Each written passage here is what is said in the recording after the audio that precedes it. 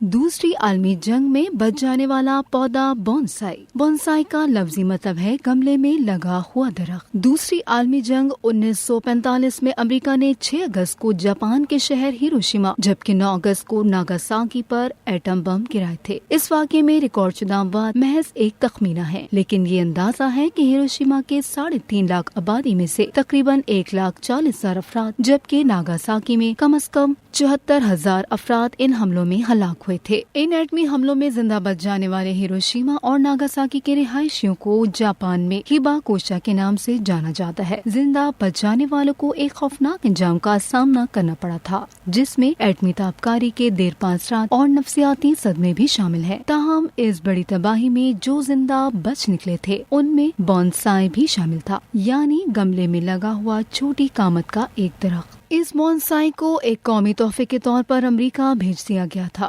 جہاں آج وہ واشنگٹن کے ایک عجائب گھر میں نہ صرف محفوظ ہے بلکہ اس امریکی عجائب گھر میں بونسائی درختوں کے شمالی امریکہ کے سب سے بڑے ذخیرے کا آغاز جاپان کے عطیہ سے ہوا تھا۔ آج کل یہاں تقریباً 300 سے زائد بونسائی درخت موجود ہیں۔